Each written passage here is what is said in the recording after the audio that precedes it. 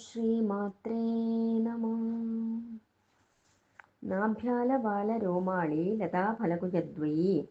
നാഭിയാകുന്ന വലിയൊരു കുഴിത്തടത്തിൽ നിന്ന് ആലവാലം പോലെ, ചെറിയൊരു വള്ളി പോലെ പൊങ്ങി വരുന്ന രോമങ്ങളുടെ ഫലങ്ങളാണോ എന്ന് തോന്നിപ്പിക്കുന്ന രീതിയിലുള്ള കുജങ്ങളോട് കൂടിയവൾ.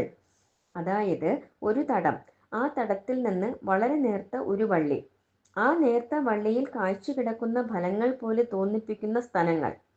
നാഭിയിൽ നിന്നുയർന്നു വരുന്ന രോമരാജികളുടെ ഫലങ്ങളാണോ എന്ന് തോന്നും ഈ സ്തനദ്വയങ്ങളെ കണ്ടാൽ. ഇവിടെ ഒരു ധ്യാന രീതിയാണ് പറയുന്നത്. ഈ സ്തനദ്വയങ്ങളും നാഭിയും കൂടി ചേർന്നാൽ ഒരു അധോമുഖ ത്രികോണം. ഈ അധോമുഖ ത്രികോണത്തെ ധ്യാനിക്കുക എന്നത് സ്തനാധാരം എന്ന ധ്യാന പ്രക്രിയ.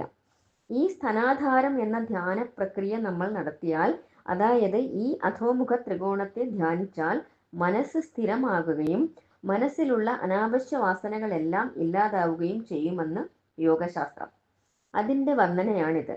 നാഭ്യാലവാലരോമാളി ലതാഫലകുജദ്വയീ ലക്ഷരോമലതാധാരതാ സമുന്നേയ മധ്യമാ. ഈ വള്ളിക്ക് ഒരു താങ്ങ് വേണം, അത് നിൽക്കാൻ ഒരു ബേസ് വേണം.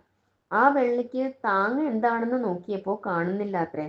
ഈ വള്ളി മുകളിലോട്ട് പടരണമെങ്കിൽ അതിനെന്തെങ്കിലും ഒരു താങ്ങ് വേണം, എന്നാലേ അത് പടരുകയുള്ളൂ.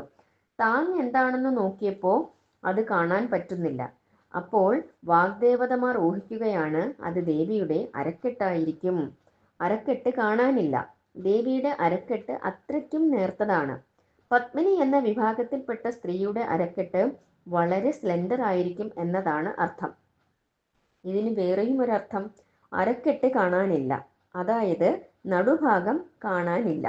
നടുഭാഗം കാണാനില്ല എന്ന് വെച്ചാൽ അപ്പുറവുമില്ല ഇപ്പുറവുമില്ല. സ്റ്റാർട്ടിംഗ് പോയിന്റും എൻഡിങ് പോയിന്റും ഉണ്ടെങ്കിലേ മിഡിൽ പോയിന്റ് ഉണ്ടാവുകയുള്ളൂ. മധ്യഭാഗം ഇല്ല എന്ന് വെച്ചാൽ എന്താ? ആദിയും അന്തവുമില്ല. അപ്പോൾ ആദിയും അന്തവും ഇല്ലാത്തവളാണ് ദേവി എന്ന് കാണിക്കുവാൻ കൂടിയാണ്. ലക്ഷരോമലതാധാരതാ സമുന്നേയ മധ്യമാ സ്തനഭാരദളന്മധ്യ പട്ടബന്ധവലിത്രയാ.